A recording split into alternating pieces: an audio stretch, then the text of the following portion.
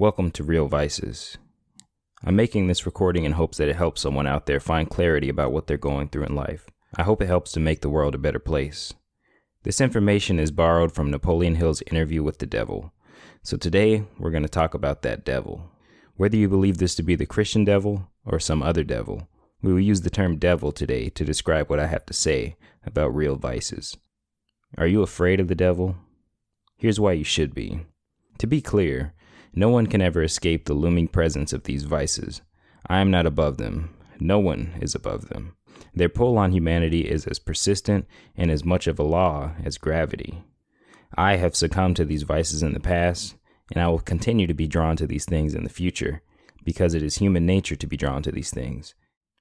We are naturally drawn to these things and away from purposeful action in life. The only way out of these mindsets are plans to actively resist them and their negative effects on our lives. This list does not strictly oppose religious teachings. In fact, much of it reinforces them. A bit about my spiritual beliefs, because I feel that that's relevant at this point. It's not important to me what someone believes, but only that they do believe in something, and that something that they believe in is constructive. If your beliefs lead you to give charitably, pay fair wages to your employees, help people, and do no harm in the world, I don't even need to ask you what your beliefs are. I'd say you have some constructive beliefs. If your beliefs lead you to bomb a building, shoot up a school, mistreat people, cause harm, I don't even have to ask you what your beliefs are. I'd say you have some destructive beliefs. With that said, what I have to say does not lie in one school of thought, because to chunk your beliefs into arbitrarily determined groups that have nothing to do with one another is another form of not thinking for yourself.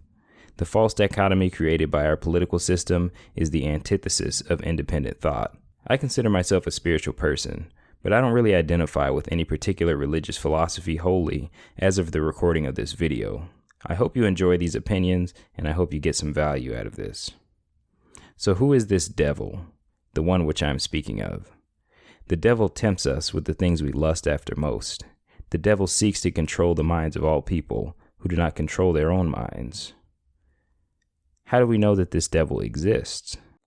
We see evidence of this devil's work all around us. Where is this devil? In other words, where does he live? Does this devil wait for us in the afterlife? Absolutely not. The devil is here in the universe with us. He lives in our minds. He lives in the minds of human beings.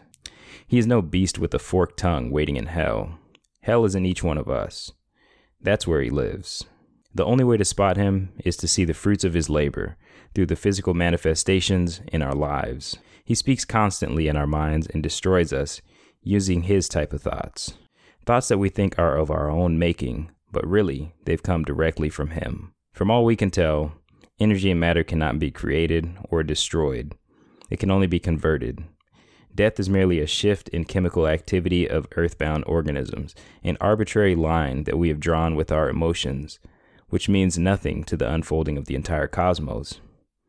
From what we can tell, there is no non-existence. There is only experience. From what we can measure, it would appear that death is similar to sleep. There is no sense of how much time has elapsed between going to sleep and waking up. When one goes to sleep or into a coma, it seems that they instantly woke back up. From what we can measure, death is when life goes to sleep and instantly wakes back up as something else. So back to this devil. What does the devil want? The devil wants you to think his type of thoughts.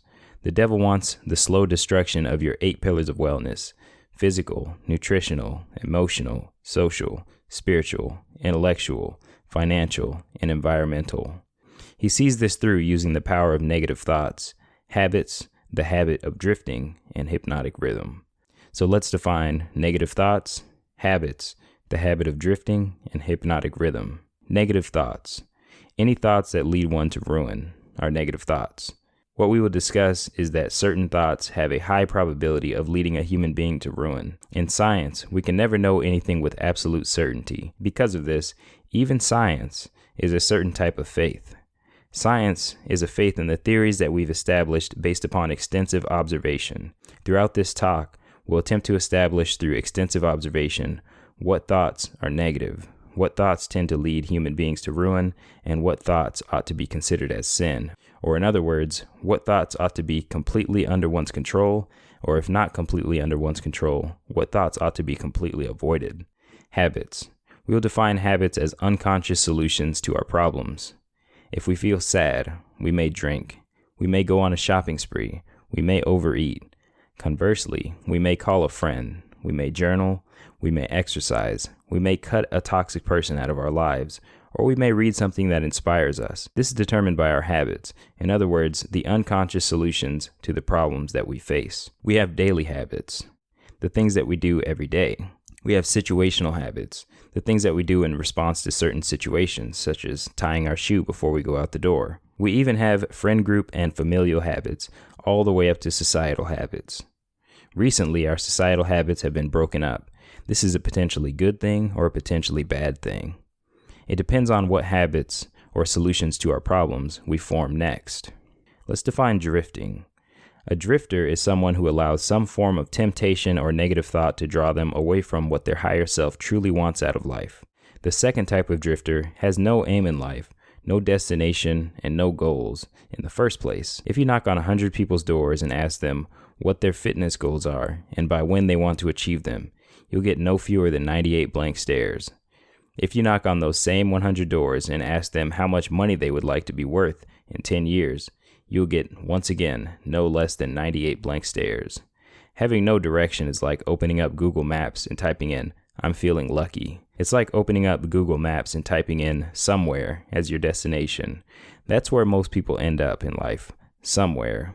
Most people are drifters. They have no plan, no rhyme or reason, and no destination. They say if you stand for nothing, you'll fall for anything. A drifter cannot reach true happiness because no matter what that is for them, they do not know where it is. And if they do know where it is, they never move any closer to it. Lastly, let's define hypnotic rhythm. Hypnotic rhythm is basically our biological clock. It's our big recurring habit. All physical bodies such as plants, animals, planets, stars, all the way up to galaxies have recurring habits, things that they do over and over again, cyclically.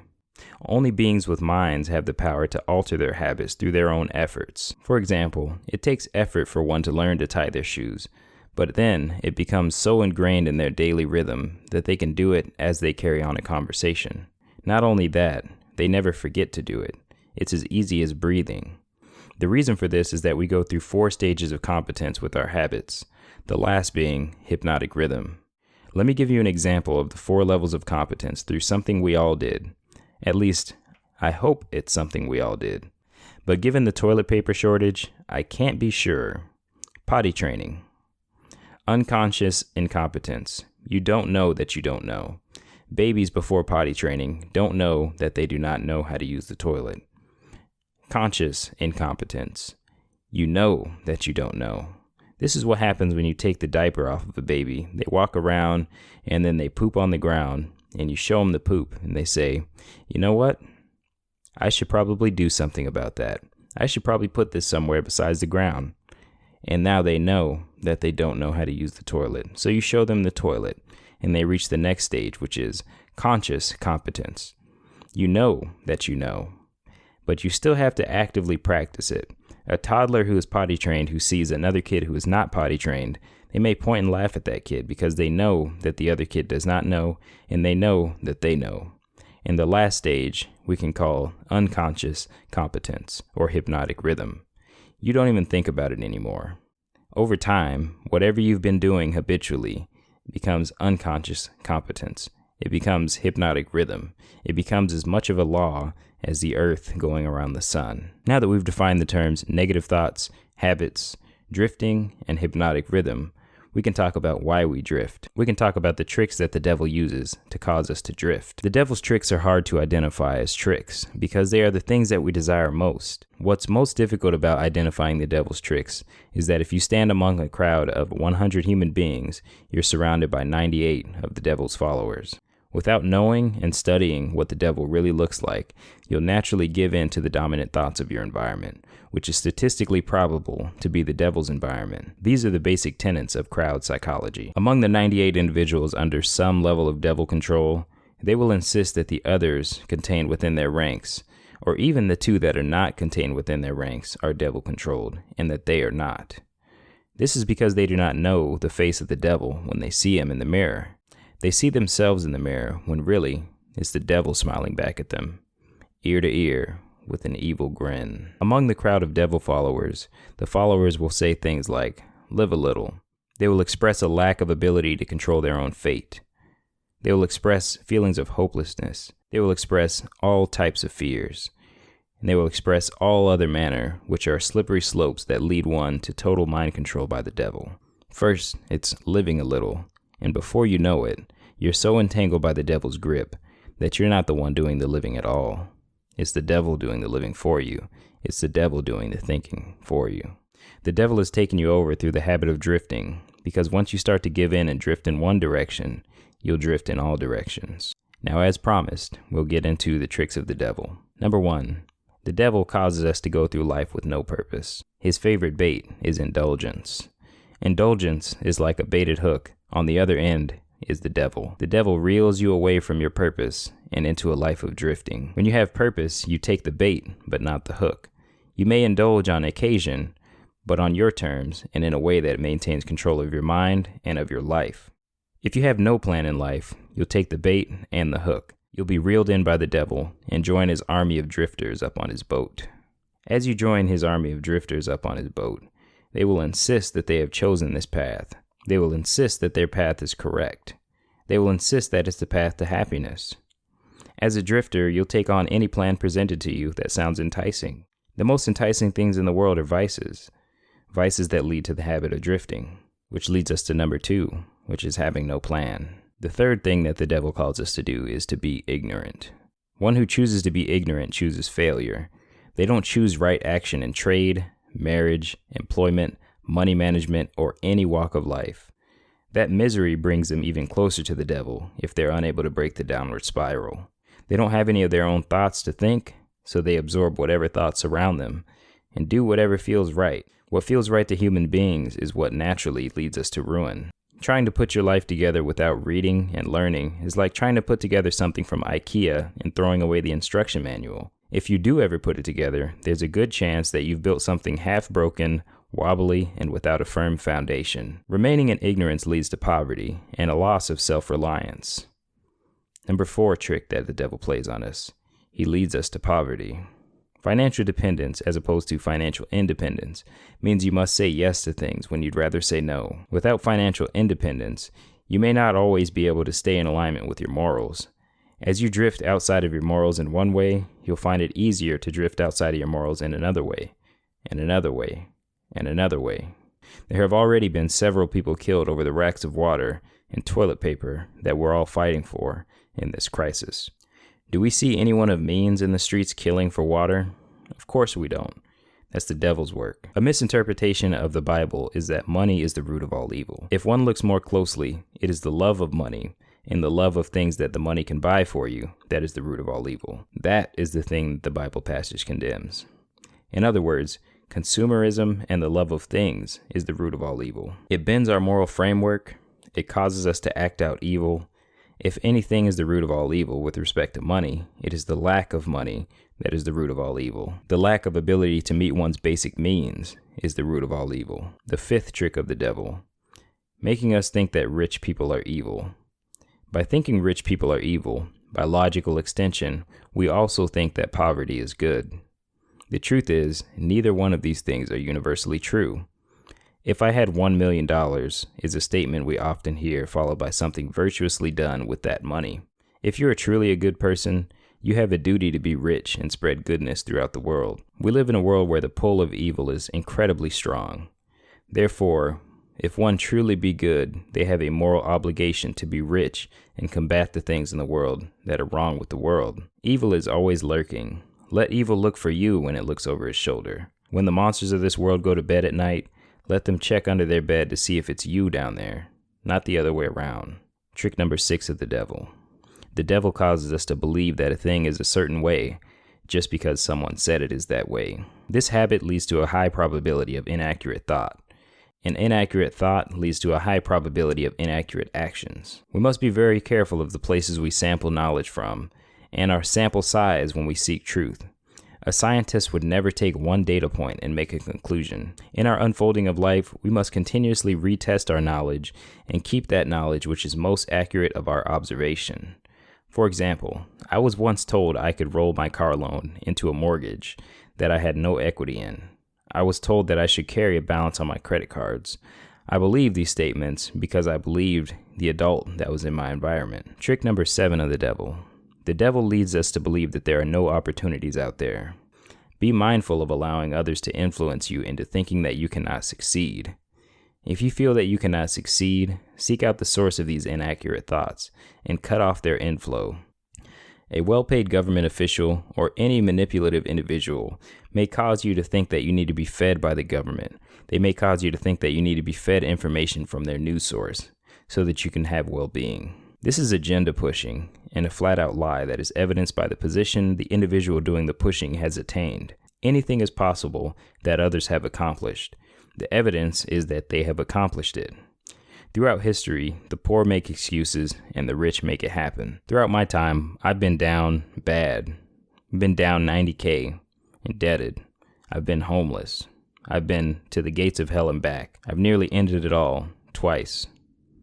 Yet despite these pitfalls, I'm here thriving and sharing my story with you. Those thoughts in your head, it's not true, and you can come back from it much stronger. The 8th trick of the devil is schooling that serves no purpose. Schooling with no purpose naturally leads an individual into a life of no purpose. Children are often born with a wise intuition that is subdued by their adult counterparts, their adult drifters. We all knew memorizing random facts in a broken school system was purposeless, yet we all send our children back through the same school system created by the elites to feed their corporations. Children are also susceptible to the habit of imitation. As with the offspring of any primate species, when the offspring becomes aware of its own existence, it first imitates its parents, then its siblings, then its peers, not only in vocal patterns of speech, but in behaviors and even thoughts. Poverty is maintained in clusters because it is a pattern of thought. We gravitate towards people who think the same types of thoughts that we do. Trick number 9 of the devil, causing us to overeat and eat the wrong types of foods. While it is true that we do need food to sustain our bodies, where we run into troubles is when we start to view food as an activity to derive pleasure from. It starts as a source of pleasure, but at the end of the road, it ends up being a source of pain and disease. The devil leads us down the path of disease and despair with that which we desire most, the uncontrolled pursuit of these things, to be more specific. Companies have engineered foods and flavorings that have become akin to drugs in their psychological effects on human beings. Overeating and lack of exercise makes the body weak. We become more susceptible to other ailments like diabetes, heart disease, atherosclerosis, and even the coronavirus. Overeating, especially fatty rich foods, clogs up your vasculature, including vasculature in your mind, and can help advance Alzheimer's disease.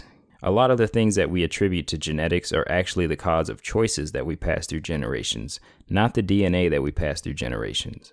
Eating the wrong amounts of foods, eating the wrong types of foods, foods that appeal to the senses but poison the body and slow the mind, draws us closer to the devil. The 10th trick of the devil, liquor and cigarettes. Taking on either of these habits, while fun, is essentially cutting into the profits of your life. Cigarettes take your money faster and faster and faster throughout life, and eventually, cigarettes take your lungs. Liquor takes your money faster and faster and faster throughout life, and eventually can take your life. If unchecked, it will definitely take your liver. Liquor literally kills your brain cells.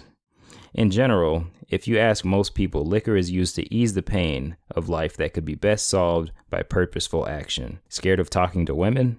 Make a plan to talk to 30 women a day. Afraid to dance? Make a plan to learn choreography for an hour per day. Afraid of public speaking? Make a plan to speak publicly 2 to 3 times a week. Liquor increases the probability that you will become a person you did not want to be. Liquor increases the probability of being an alcoholic, a verbally or physically abusive parent or spouse, a drunk driver who kills someone with your vehicle. Liquor takes your Saturday nights away from you with drunkenness and wastes your Sunday morning on a hangover, then it's back to work. It's best to just avoid liquor. 11. Gateway drugs. Gateway drugs does not quite capture the problem with gateway drugs. What it really should be called is gateway habits. If you smoke, you end up around smokers. You might go to a hookah bar. You might go to a dive bar after. Perhaps you meet some other people at the dive bar who do harder things and you start to hang out with them. You start to think like them, and eventually you decide to mirror their behaviors, as is natural to do. People with certain habits are more likely to have other habits. Similar thoughts are stored near one another in the brain. That's why we can get things like negative thought loops. Let's say that you see something on your Instagram that is sexual. Then you think about your ex. Then you think about your breakup. Then you think about sadness. Then you think about other times you were sad. Then you think about the time your dog died. Then you think about the time your grandmother died. With all these negative thoughts, we have to inject some positive thoughts to get our mind off of all of the negative. And life is all about probability. So negative people with negative thoughts will lead you to negative actions. Trick number 12 of the devil. The devil causes us to think that we can sustainably get something from nothing. It's through the lack of knowledge that you cannot get something from nothing that the devil tricks people into impoverishing themselves. It's through lack of knowledge of this that the devil causes people to gamble their money away. The gambler's brain is wired to perceive a win ecstatically and a loss as a thrill, a near win, neurochemically speaking. This is one of the devil's greatest tricks. The house always wins at the casino. If a gambler becomes severely addicted, they'll gamble away everything they own. If a gambler can get credit, they'll gamble themselves into debt. Or better stated, if a gambler can get credit, they'll gamble themselves into slavery. The borrower is slave to the lender. It's through the lack of knowledge of this that the devil causes people to default on their loans. Money must come from somewhere, at some time, from some good or service of value. Money is the language of value. In other words, if you take out a giant loan from the government or from whomever, it must eventually be repaid by your work. Work in providing value is the only way to sustainably bring in money or other forms of value. When one accepts this truth as a matter of policy, the devil loses his hold on them. Trick number 13, fear. Irrational fear stops us from doing the things that we truly want in life. We need the discernment to determine what is and is not irrational fear. Irrational fear causes irrational behaviors and inconsistencies between our actions and what we desire to obtain out of life. It changes our body's biochemistry in such a way that tarnishes our health and fosters a lack mindset. Trick number 14 of the devil. The devil causes us to not know or study the laws of money. If a person were to jump off a cliff today, we would not blame the laws of gravity for existing. We would not say that the law of gravity killed the person. We would say that the person killed himself through improper relation to the law of gravity. Similarly, we should not say that the system brings a man poverty. Failure of an individual to relate themselves to the laws of money alone is what brings a man poverty. 15. The devil causes us to overspend and have endless desire. The devil consistently feeds us with desires. Desires the nonstop chatter in the back of our head. They say that we can have anything, but we can't have everything. With a plan and purpose, we know what we can and cannot have. We know what we can and cannot do. This is because when we have a plan, we have a roadmap from which we make decisions. When we have a roadmap and a strong sense of why, the what, or in other words, what we are doing to achieve our goals, becomes inconsequential. When we gain the ability to be thankful and still in life, the devil loses his grip on us. Trick number 16 of the devil, negative emotions. You can write these down. They are superstition, avarice, greed, lust, revenge, anger, vanity, laziness, and of course fear. These emotions lead us to do nothing productive. They're a waste of time. Avoid them. Trick number 17 is flattery. The devil works through others to flatter and influence us away from our goals through egotism and vanity. Being wooed away from your definite chief aim in life by someone of the same or opposite sex is death to self-determination. This is the devil's work. Trick 18. The devil causes parents in society to forbid vices to their children rather than explaining the pitfalls. Things such as drinking, sex, smoking, drugs, overeating. Fear of a devil which waits for you just beyond the gates of hell, or fear of a prison, may modulate behavior temporarily, but for the wrong reasons. These reasons are external to the individual. They may cause the individual to fear certain actions, but all forms of irrational fear are tools of the devil. It is because of this that many people in today's society never take caution with respect to drinking, sex, drugs, and overeating. If you do not explain why certain actions will lead them to misery, if you tell a child because I said so, When the child reaches a certain age of rebellion or independence, they will rebel against the imposed external deterrents. They will go down the exact path which you told them not to walk just to figure out why you told them not to walk that path. In the process, the habits that they form may be solidified as permanent habits. This is the devil's work. Conversely, if they understood, they could have solidified alternative habits that led them away from overindulgence. Trick 19.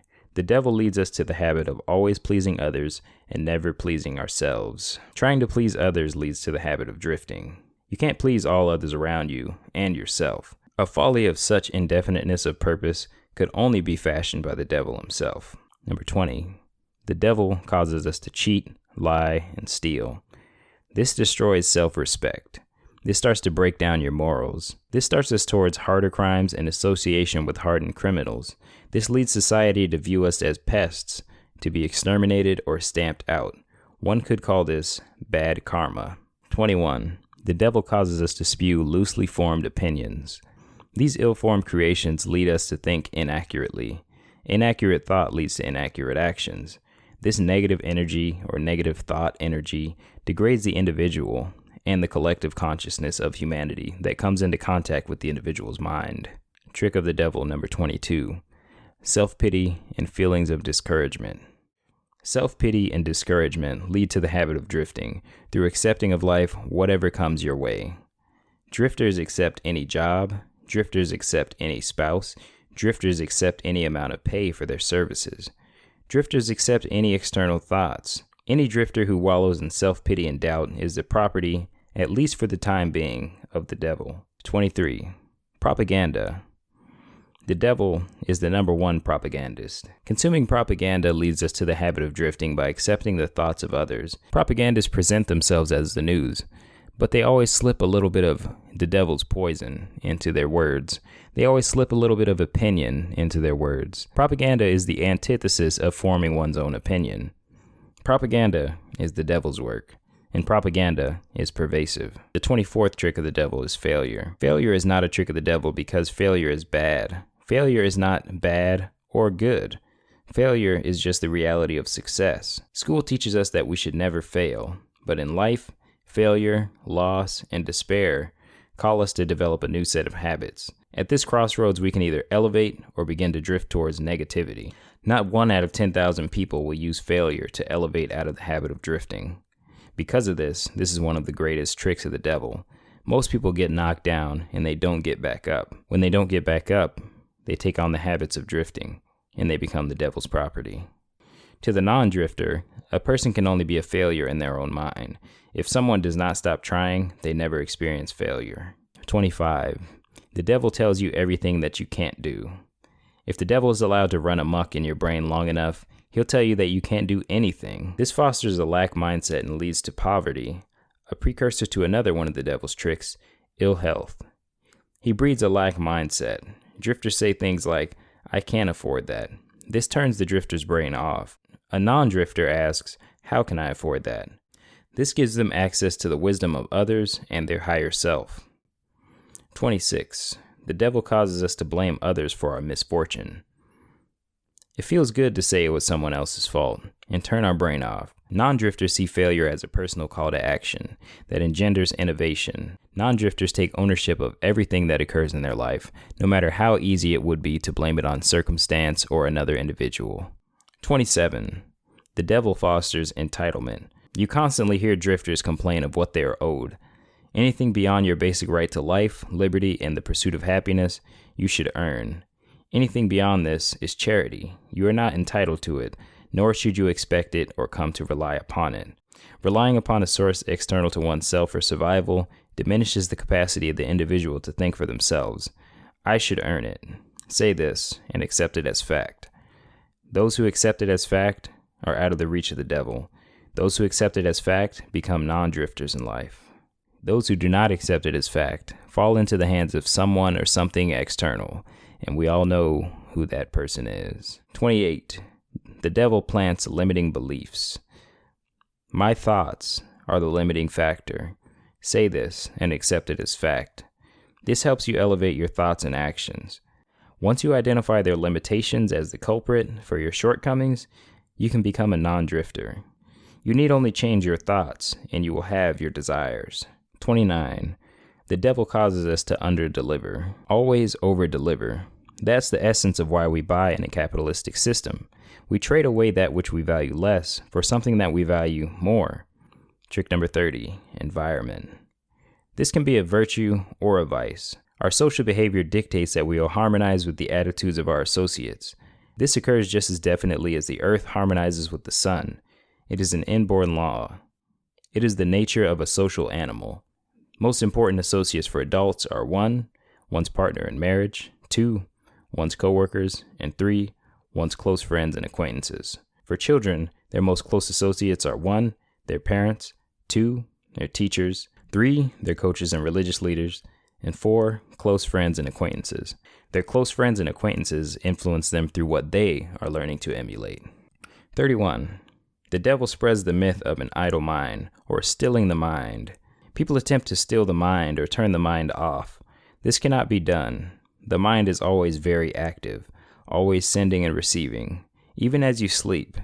If we do not actively inject positive thoughts into our brain, we open the back door to negative thoughts, and the devil walks right in. A mind absent of positive thoughts creates a vacuum. That vacuum must be filled, and it will be filled by negative thoughts. When we always learn and surround ourselves with positive thoughts, we become inaccessible to the devil. In magnets, opposites attract, but in thought, opposites cannot coexist. Thank you for listening.